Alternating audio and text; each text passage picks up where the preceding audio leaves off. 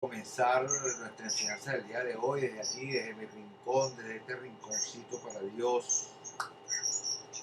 Recuerden que estamos con Google Meet. Hoy hubo ausencia laboral, él está Mañita nada más con nosotros.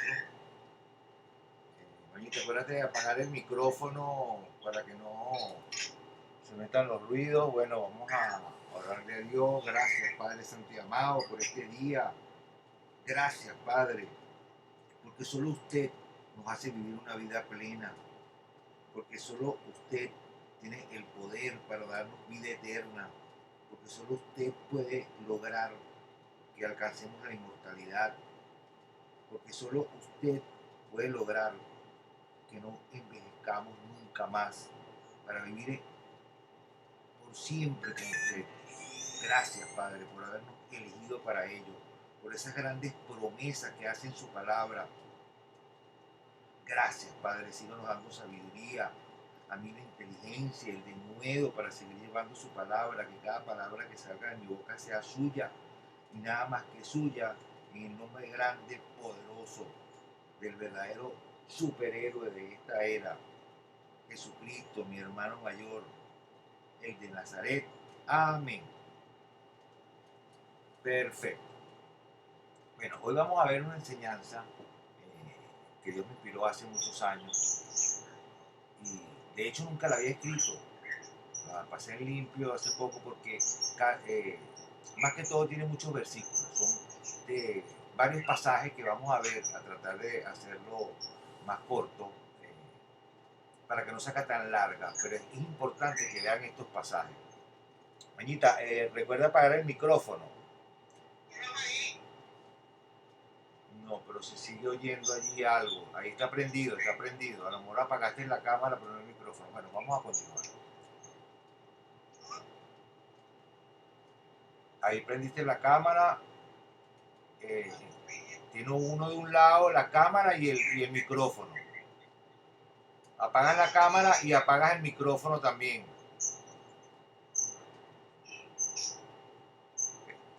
Vamos a comenzar en el pasaje. Esta enseñanza se llama Dios nos libra con poder. Dios nos libra con poder. Vamos a comenzar con Primera de Samuel, el famoso cuento que hemos escuchado de David y Goliat, que no es como nos lo han contado. No es como nos lo han contado. Bueno, vamos a comenzar nuestra narración. Para que entiendan un poco, aquí narra que dos ejércitos se ponen uno enfrente al otro y sale un paladín, no sé si han visto en las películas, que sale uno y reta a uno del otro ejército y pelean nada más dos hombres y el que gane es el vencedor y los otros son sus siervos. De hecho, normalmente cuando se hacía eso era una eh, ofensa. ¿Okay? Iban y ofendían, tráiganme, y, y al mejor de sus guerreros. De hecho, la guerra era por los dioses también. O sea, el ejército de tu Dios y el ejército de mi Dios. Fíjense.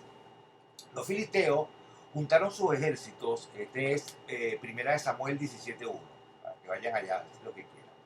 Los filisteos juntaron sus ejércitos para la guerra y se congregaron en Soco, que es de Judá, y acamparon en Soco y Aseca, en Efes Damim.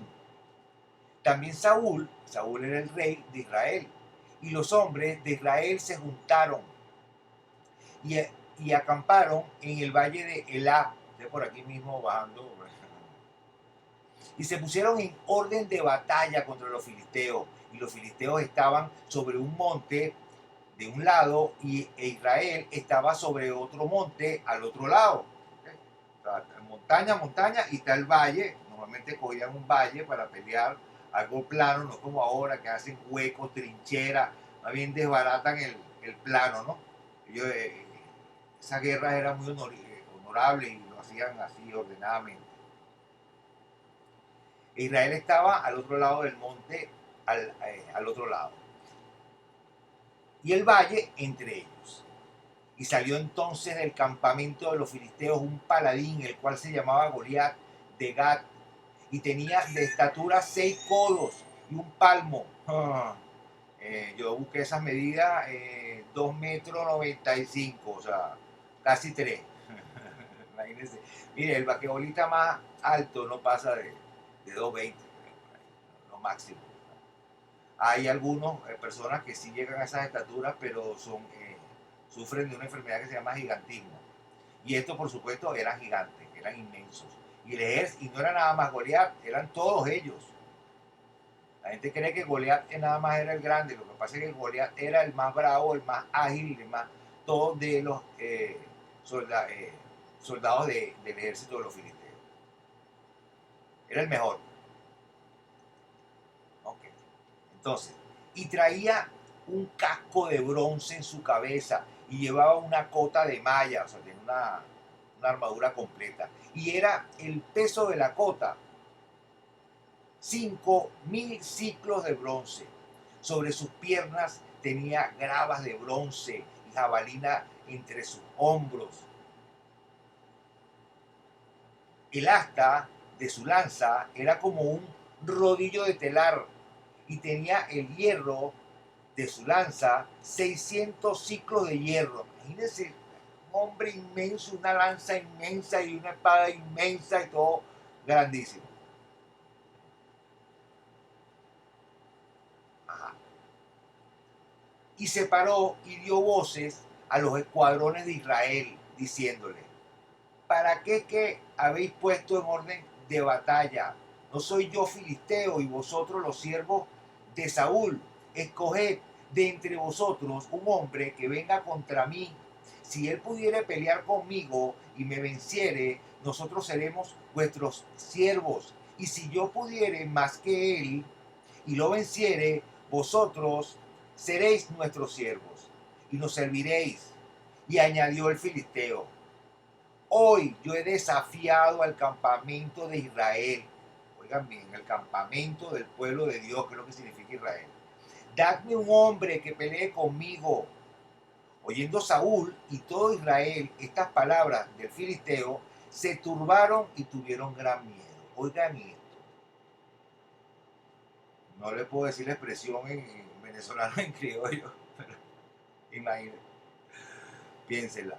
Se asustaron, temblaron las piernitas. Al ejército del pueblo de Dios, quien se supone que debe creer en su Dios, porque está peleando por su Dios y debe estar confiado. Fíjense, David era hijo de aquel hombre efrateo de Belén de Judá, cuyo nombre era Isaí, el cual tenía 8 hijos. Y en el tiempo de Saúl, este hombre era viejo y de gran edad entre los hombres. Y los 3 hijos mayores de Isaí, o sea, los hermanos de David, habían ido para seguir a Saúl a la guerra, o sea, estaban en el ejército. Y los nombres de los hijos que habían ido a la guerra era Eliab, el primogénito, el segundo Abinadab y el tercero Sama. Y David era el menor. Siguieron pues los 3 mayores a Saúl y estaban en el ejército. David a todas estas había vuelto, ¿no?, de pastorear sus ovejas, y el papá lo manda a que le lleve a sus hermanos algo de comida y que les traiga una prenda o una prueba de que están bien. Y lo manda para el campamento. Yo lo voy a recordar aquí un poquito. Cuando David llega al campamento, oye la ofensa y oye lo que estaban diciendo del filisteo y pregunta, y el rey ofreció y pregunta qué es lo que está pasando y le cuentan, ¿ok? Le cuentan lo que está pasando. Y David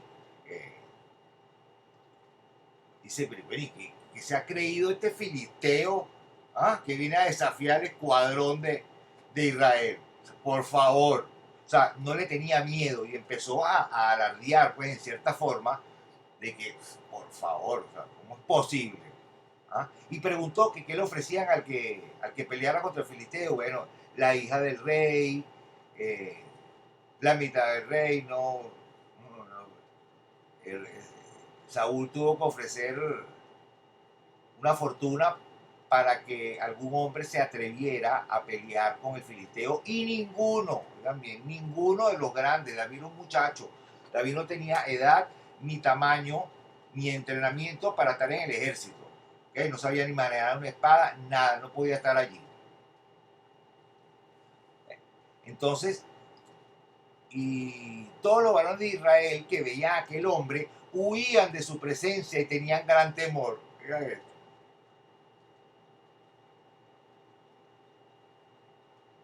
Entonces, David empieza a decir lo que les estaba diciendo, ¿eh? Y fueron oídas las palabras que David había dicho por el rey, o sea, le llegaron con el chisme al rey y le refirieron al rey las palabras, ¿no? Y él lo hizo venir. Tráigame acá el muchachito ese. Cuando David llega, le dice, y dijo David a Saúl, oigan esto, no desmaye el corazón de ninguno a causa de él. Tu siervo, oigan esto, tu siervo irá y peleará contra este filisteo. Dijo Saúl a David, no podrás tú ir en contra de aquel filisteo. Mira dónde estaba la creencia de Saúl, para pelear con él, porque tú eres un muchacho y él un hombre de guerra desde su juventud. David respondió a Saúl, tu siervo era pastor de las ovejas de su padre, y cuando venía un león, oigan bien, no un lobo, un lobito, no, no. Cuando venía un león o un oso, imagínense, y tomaba algún cordero de la manada, yo salía tras él y lo hería y lo libraba de su boca. Imagínense, lo sacaba de la boca el cordero, al león o al oso. Y nada más piensen en eso. Y lo libraba de su boca. Y si se levantaba contra mí, o sea, si el león o el oso lo atacaba, ¿ok? Yo le echaba mano de la quijada y lo hería y lo mataba. Fuese, oigan esto, fuese león, fuese oso, tu siervo lo mataba. Y este filisteo incircunciso será como uno de ellos. Así es, porque ha provocado al ejército del Dios viviente. Añadió David, oigan esto, añadió David, Jehová, para no darse el crédito, Jehová, que me ha librado de las garras del león y de las garras del oso, por eso esto se llama librado, Dios nos libra con poder. Me ha librado de las garras del león y de las garras del oso. Él también me librará de la mano de este filisteo. Así es. Y dijo Saúl a David, ¿sabes qué? Ve y Jehová esté contigo. ¿Qué más? ¿Qué más? Ven, le pusieron las prendas de como frío, las prendas de Saúl. Saúl le mandó a poner su armadura y no pudo. Cuando se puso la armadura, no pudo con ella y le dijo, no, yo no puedo andar con esto, yo nunca lo he practicado. Y entonces agarró su bolsito, su reel, su bolsito, escogió, esto, ¿se acuerdan cuando jugábamos, cuando teníamos la china y buscábamos piedritas lo más redonda posible, después usábamos metras, ¿no? Porque era lo más redonda posible para tener mejor puntería. Pero buscó 5 piedras lisas, bien redonditas, bien bonitas, las metió en su bolsito, su onda, y se fue a pelear. Ah. Y el filisteo, versículo 44, vamos a poner aquí. Ok, David tomó su onda, su callado, y se fue a pelear con él. Y el filisteo venía andando y acercándose a David, y su escudero delante de él, con el escudero y todo. Y cuando el filisteo miró y vio a David, le tuvo en poco porque era muchacho y rubio y de hermoso parecer, un chico lindo. ¿Ah? Y dijo el filisteo, lo tuvo, ¿qué me trajeron para pelear conmigo? Por favor, lo voy a pisar como una cucaracha. Y el filisteo le dice a David, soy yo perro para que vengas a mí con palos. Claro, David lo que llevaba era un palo y una piedra. Con palos. Y maldijo a David por sus dioses, fíjense. Maldijo a David por sus dioses. Dijo luego el filisteo a David, ven a mí, te haré tu carne a las aves del cielo, a las bestias del campo, o sea, que te van a comer los buitres. Entonces dijo David al filisteo, tú vienes a mí con espada y lanza y jabalina, 9 milímetros, granada de mano, bazooka, en esta época. Mas yo vengo a ti en el nombre de Jehová de los ejércitos, nada más y nada menos, el Dios de los escuadrones de Israel, a quien tú has provocado. Jehová te entregará hoy en mi mano y yo te venceré y te cortaré la cabeza. Ahí empezó la carrera de David, el cortador de cabeza. Se convirtió en un gran cortador de cabeza después. Claro, no a lo bueno, sino a lo malo. Y daré hoy, le dice David, los cuerpos de los filisteos a las aves del cielo y a las bestias de la tierra y toda la tierra, oigan esto, y toda la tierra sabrá que hay Dios en Israel. Y sabrá toda esta, fíjense, ahora habla con el pueblo de Israel, dice, y sabrá toda esta congregación que Jehová nos salva con espada y con lanza, pistola, lo que tú quieras, porque de Jehová es la batalla y él los entregará en mis manos. Y aconteció que cuando el filisteo se levantó y echó a andar para ir al encuentro de David, David se dio prisa y corrió a la línea de batalla contra el filisteo, y metiendo David sus manos en la bolsa, tomó de allí una piedra y la tiró con la honda e hirió al filisteo en la frente, y la piedra quedó clavada en la frente y cayó sobre su rostro en tierra. Tremenda pedra que le dio en toda la frente. Así venció David al filisteo con honda y piedra, e hirió al filisteo y lo mató, sin tener David espada en su mano. Entonces corrió David, después que le da el pedraón y el hombre cae medio muerto, o muerto según esto, sí, medio muerto, porque dice que lo acabó de matar. Vamos a ver. Se puso sobre el filisteo, vean esto, se puso sobre el filisteo y tomando la espada de él mismo, imagínense, la misma espada de él, y sacándola de su vaina, lo acabó de matar y le cortó la cabeza. Yo sé que nos han pintado la cosa distinta y ese pedacito de que le cortó la cabeza no lo sabíamos, pero en esa época tenía un gran significado en contra de los enemigos, por supuesto. Y le cortó la cabeza. Y cuando los filisteos vieron a su paladín muerto, huyeron. Huyeron. Así de fácil. Cuando vieron a su paladín muerto, huyeron. Ahora fíjense, en este pasaje acabamos de ver que Dios libra con poder, libra de la mano del enemigo, tenga el tamaño que tenga.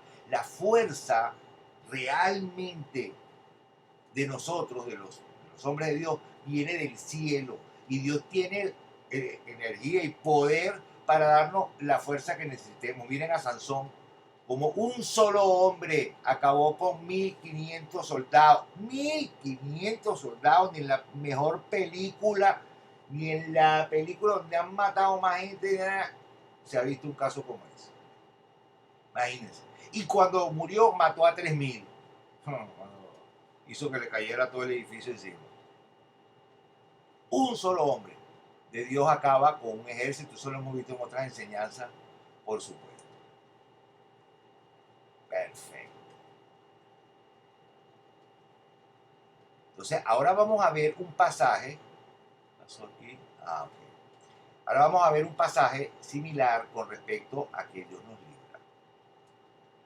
Aquí vamos a ver en Daniel 2, fíjense, el rey Nabucodonosor tuvo unos sueños que lo inquietaron, y al otro día, pues como rey, mandó a llamar a todos los sabios, astrólogos, magos, hechiceros, todos, para que le dijeran qué había pasado con su sueño. Entonces yo le decía que le explicara, que le diera el sueño para yo darle la interpretación, y le dijo no lo recuerdo.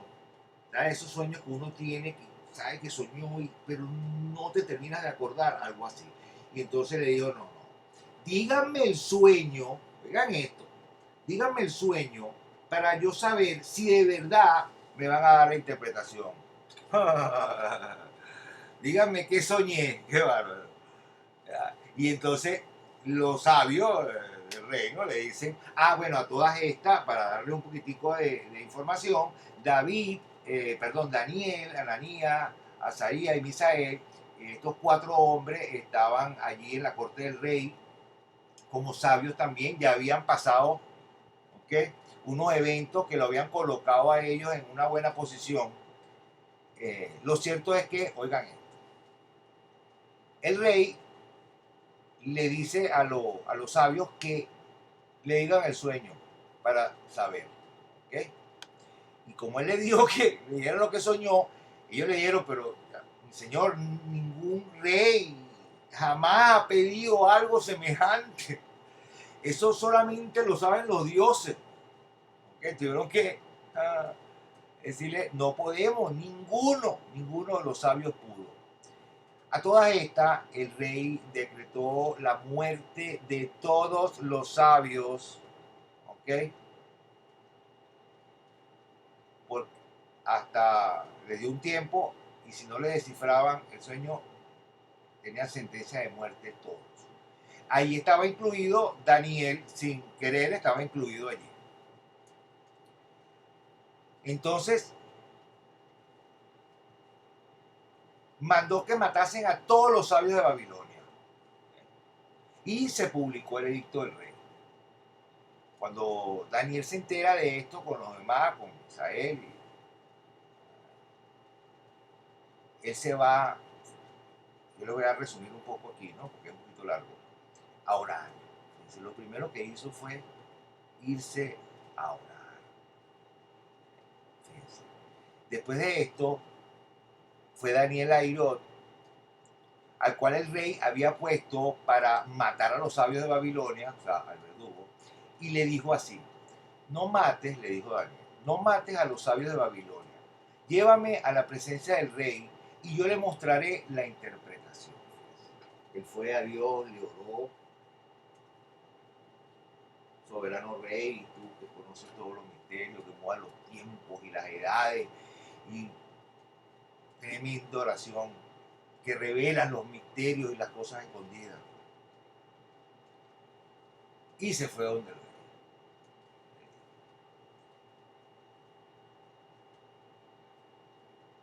¿Y qué creen? Daniel al rey le dio el sueño, todo eso es un poco largo, y su interpretación, así como lo están oyendo. Si quieren leerlo, eso está en Daniel 2, completo, le hace todo eso completo. Le dio el sueño y su interpretación, una estatua de oro, de barro, bueno, esa es otra enseñanza maravillosa que vamos a ver allí. Ok, y vamos a continuar ahora rapidito en el capítulo 3 de Daniel, donde el rey que le sigue hace una estatua y ordena que todos los hombres del mundo inclusive, al oír una orquesta para el sol de la bocina, del salterio, de la zampolla, se postren y adoren la imagen que el rey ha hecho. Por supuesto que Daniel no se iba a arrodillar ante ninguna imagen y no cumplió la orden del rey, y los enemigos de Daniel fueron y lo acusaron y le dijeron, mire, aquí hay, perdón, no fue a Daniel, a los compañeros de Daniel no estaba en ese momento, que estos 3 hombres, Ananías, Azarías y Misael, ellos le pusieron Sadrach, Mesach y Abednego, los babilónicos, su nombre babilónico. Sadrach, Mesach y Abednego. Le dice,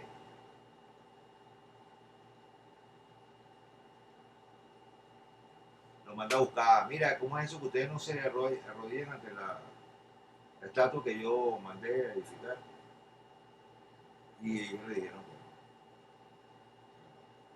el rostro se desnudó Y fíjense, la pena por no adorar esa imagen era ser echado en un horno de fuego ardiente. Hagan esto, hagan esto. Cualquiera que no se postre y adore inmediatamente será echado dentro de un horno de fuego ardiente. Por lo cual todo el mundo...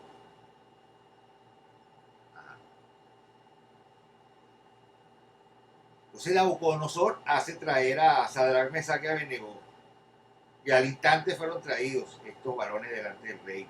Habló Nabucodonosor y les dijo: es verdad, Sadrach, Mesach y Abednego, que vosotros no honráis a mi Dios y adoráis la estatua de oro que he levantado. Ahora pues, ¿estáis dispuestos para que al oír el son de la bocina, de la flauta, del salterio, de todos los instrumentos de música, os postréis y adoréis la estatua que he hecho? Porque si no la adoraréis, en la misma hora seréis echados en medio de un horno de fuego ardiendo. Oigan esto, oigan esto. ¿Y qué Dios será aquel que os libre de mi mano? Oigan bien, ahí estaba hablando con ellos el rey del mundo en ese momento, con un poder más que el de nuestro presidente. Le digo: ¿y qué rey, si no te arrodillas allí ante esa imagen, qué Dios te va a salvar de mis manos? Oigan esto, oigan esto. ¿Quién lo va a librar? ¿Quién te va a librar, mi hermano? Sadrach, Mesach y Abednego respondieron al rey Nabucodonosor diciendo: no es necesario que te respondamos sobre este asunto. He aquí, nuestro Dios, a quien servimos, puede librarnos del horno de fuego ardiendo y de tu mano, oh rey, nos librará. Ay, wow, mira, estos pasajes a mí me llenan. Y si no sepa, oh rey, que no serviremos a tus dioses, ni tampoco adoraremos la estatua que has levantado. Entonces Nabucodonosor se llenó de ira y se demudó el aspecto de su rostro. Se podrá imaginar. Contra Sadrach, Mesach y Abednego, y ordenó que el horno se calentase 7 veces más de lo acostumbrado, y mandó a hombres muy vigorosos que tenían su ejército para que atasen a Sadrach, Mesach y Abednego para echarlos en el horno de fuego ardiendo. Entonces estos varones fueron atados con sus mantos, sus calzas, sus turbantes y sus vestidos, y fueron echados dentro del fuego ardiendo. Aquí los quemaron a los pobrecitos. ¿Qué les parece? Menos mal, ¿qué pasó después? Y como la orden del rey era apremiante y lo habían calentado mucho, la llama de fuego, oigan esto, la llama de fuego, o sea, una ramarada, lo habían calentado tanto que una ramarada de esa de fuego, ¡uf! La llama del fuego mató a aquellos que habían alzado a Sadrach, Mesach y Abednego. O sea, los soldados, que en esa época los eunucos, que eran los más fuertes, los capados, cuando ellos los zumbaron, en ese instante que ellos los zumban en el horno de fuego ardiendo, una ramarada de candela los mató a los soldados que lo estaban zumbando. Imagínense. Ahora, ¿qué pasó con los que cayeron adentro? Bueno, se podrá imaginar. Ok. Y estos 3 varones, Sadrach, Mesach y Abednego, cayeron atados dentro del horno de fuego ardiente. Entonces el rey Nabucodonosor se espantó y se levantó apresuradamente y dijo a los de su consejo: ¿no echaron a 3 varones atados dentro del fuego? Ellos respondieron al rey: es verdad, oh rey. Y él dijo: he aquí, yo veo 4 varones, Dios mandó su ángel, por supuesto. Yo veo 4 varones sueltos que se pasean en medio del fuego sin sufrir ningún daño, y el aspecto del cuarto es semejante al Hijo de los Dioses. ¿Qué le parece? Entonces Nabucodonosor se acercó a la puerta del horno de fuego ardiendo y dijo: Sadrach, Mesach y Abednego, no se vayan a molestar. Sadrach, Mesach y Abednego, siervos del Dios Altísimo. Miren esto, cómo cambió la cosa. Salid y venid. Entonces Sadrach, Mesach y Abednego salieron de medio del fuego y se juntaron los sátrapas, los gobernadores, los capitanes y los consejeros del rey para mirar a estos varones como el fuego no había tenido poder. Oigan esto, qué bello. Algunos sobre sus cuerpos, ni aun el cabello de sus cabezas se había quemado, sus ropas estaban intactas y ni siquiera olor de fuego tenían.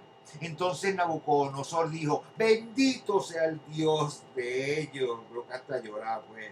Bendito sea el Dios de ellos, de Sadrach, Mesach y Abednego, que envió su ángel y libró a sus siervos que confiaron en él y que no cumplieron el edicto del rey y entregaron sus cuerpos antes de servir y adorar a otro Dios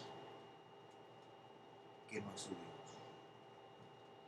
Por lo tanto, dijo el rey, decreto que todo pueblo, nación o lengua que dijere blasfemia contra el Dios de Sadrach, Mesach y Abednego sea descuartizado y su casa convertida en mudalar, por cuanto no hay Dios que pueda librar. Esto lo dijo un hombre que no es de Dios, pero vio el poder de Dios en acción, como este. Entonces el rey engrandeció a Sadrach, Mesach y Abednego en la provincia de Babilonia. ¿Qué les parece? Wow, esto es demasiado. Esto es poderoso. Esto es poderoso. Miren, para culminar esta enseñanza de hoy, quería que fuera más corto el tiempo, pero es que es necesario que veamos esto. Vamos a ver el pasaje de Daniel en el foso de los leones, que todos hemos visto las películas, pero no hemos visto la grandeza de ese acontecimiento, de lo que ocurrió allí. Yo se lo voy a tratar de resumir y le voy a leer la parte final. Fíjense. Los enemigos, pues, de Daniel, Sadrach, Mesach y Abednego, de todos ellos, siempre estaban conspirando contra ellos. Entonces, conspiraron para que el rey tuviese que zumbar a Daniel en el foso de los leones. Entonces le dijeron al rey que lanzaron un edicto donde nadie podía adorar, durante un mes, nadie podría adorar a ningún dios que no fuera al rey. ¿Qué? Que no fuera el rey.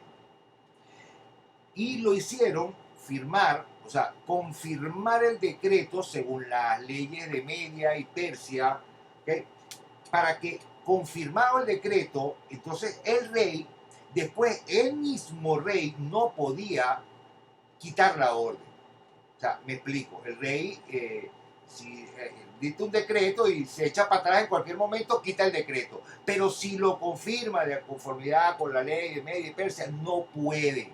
Entonces estos hombres amarran, ¿okay?, al rey de manera tal de que el mismo rey no pudiese ayudar a Daniel y salvarlo por haber violado el decreto del mismo rey.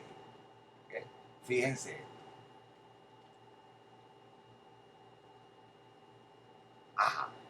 Fíjense. Entonces, cuando el rey oyó el asunto, le pesó en gran manera. Ah, bueno, le presentan a Daniel, mira, culpable, ¿eh?, que es un balón en el foso de los leones. Él trató de ayudarlo, pero no pudo, fíjense. Cuando el rey oyó el asunto, le pesó en gran manera y resolvió librar a Daniel.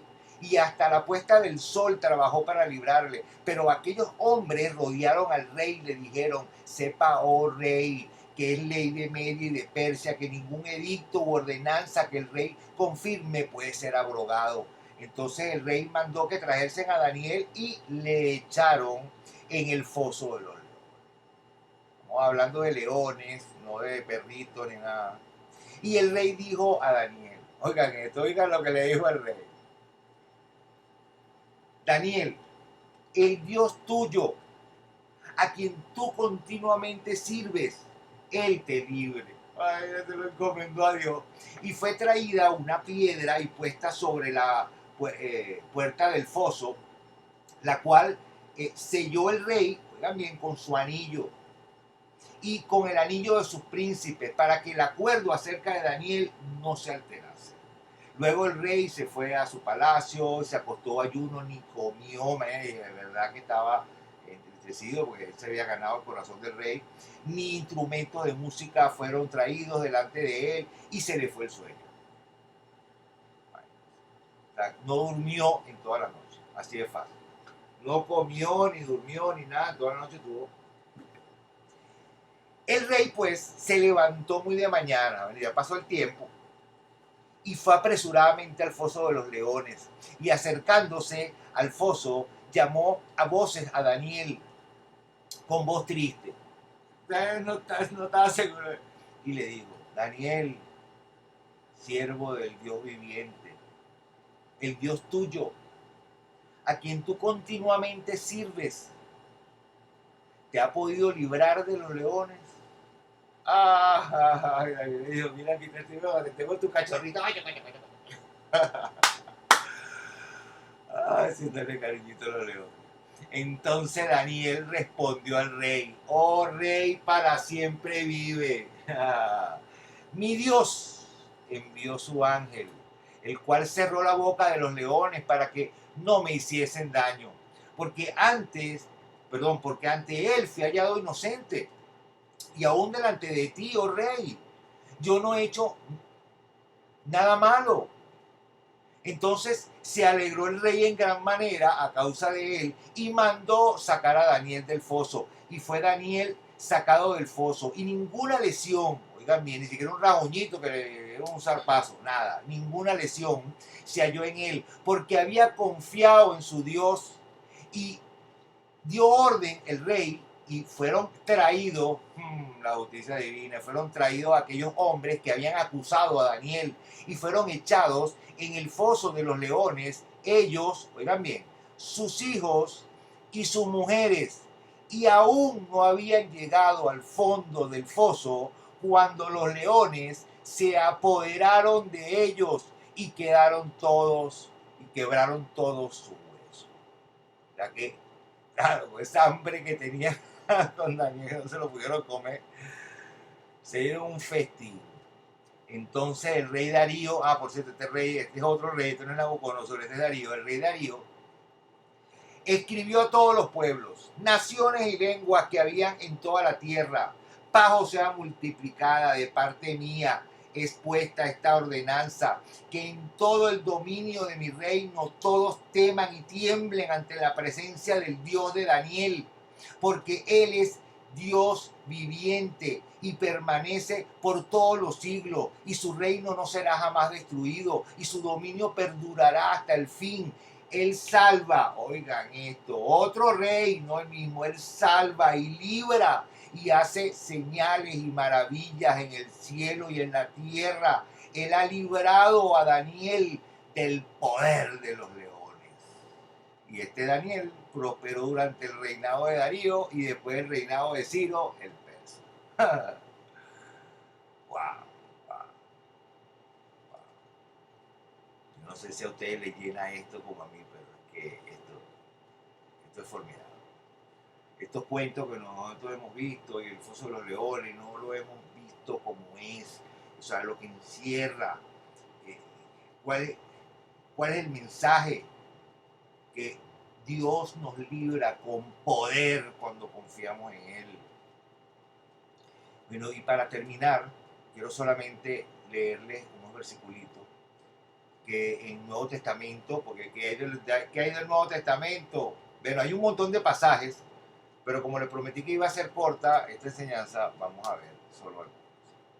En segunda de Corintios 1, desde el 8 dice, porque hermanos, no queremos que ignoréis acerca de nuestra tribulación, los momentos difíciles que pasaron los apóstoles, que nos sobrevino en Asia, pues fuimos abrumados sobremanera, más allá de nuestras fuerzas, de tal modo que aún perdimos la esperanza de conservar la vida, pero tuvimos en nosotros mismos sentencia de muerte. Oigan bien, también tuvieron sentencia de muerte más de una vez.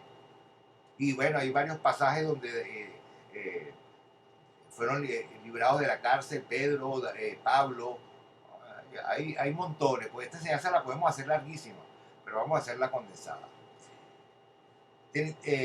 Nosotros mismos sentencia de muerte para que no confiásemos, oigan bien, esos son momentos para que tú tengas que confiar en Dios, porque si no confías en Dios, no puedes. O sea, tus fuerzas no te van a llevar a librarte. Tiene que haber una fuerza superior, algo superior de poder que te energice para que tú puedas lograr. Para que no confiásemos en nosotros mismos, sino en Dios que resucita a los muertos, el cual nos libró y nos libra, y en quien esperamos que aún nos librará de tan grande muerte, cooperando también vosotros, oigan bien, ahí le habla con la iglesia, cooperando también vosotros a favor nuestros con la oración, para que por muchas personas sean dadas gracias a favor nuestro por el don concedido a nosotros por medio de muchos. Miren cómo se pelea todavía orando, orando y confiando en Dios. Claro que sí, claro que sí. Hechos 20:26 nos dice: pero levántate y ponte sobre tus pies, porque para esto he aparecido a ti. Eso es contigo, conmigo, con todo lo que Dios enseña su palabra para que la llevemos también. Dice, por esto he aparecido a ti, para ponerte por ministro y testigo de las cosas que has visto y de aquellas en que te mostraré, en que me apareceré a ti, librándote de tu pueblo y de los gentiles, a quienes ahora te envío para que abra sus ojos, para que se conviertan de las tinieblas a la luz y de la potestad de Satanás a Dios, para que reciban por medio de la fe que es en mí, dijo Jesucristo, el perdón de pecados y herencia entre los santificados. Y para cerrar, Colosenses 1:13 nos dice, el cual, Jesucristo, nos ha liberado de la potestad de las tinieblas y trasladado al reino de su amado Hijo, en quien tenemos redención por su sangre, el perdón de pecado. La traducción correcta de este versículo es, el cual nos ha librado de la potestad de las tinieblas y trasladado al reino por su Hijo, porque el reino es de Dios, por su Hijo amado, en quien tenemos redención, o sea, en quien Él es el precio, se pagó el precio por el rescate de nosotros, al costo de su sangre, para el perdón de nuestros pecados. Entonces ya saben, ¿quién nos libra de cualquier situación? Nuestro Padre Celestial, el poder del cual fuimos investidos por nuestro Padre Celestial. Y podemos hacer todo lo que hicieron esos hombres y más, porque ahora Jesucristo está en el cielo intercediendo por nosotros y Él dijo que todo lo que pidiéramos en su nombre, Él se encargará de que se haga. Entonces, Dios nos libra con poder. Gracias, Padre, en nombre de Jesucristo, por esta tremenda enseñanza inspirada el día de hoy. Gracias, Padre. Bendito sea por todo lo que nos da, en el nombre poderoso de ese hermano mayor y Señor Jesucristo de Nazaret. Amén. Amén. Amén, amén, amén. Ah, tienes el micrófono apagado, manita, no importa.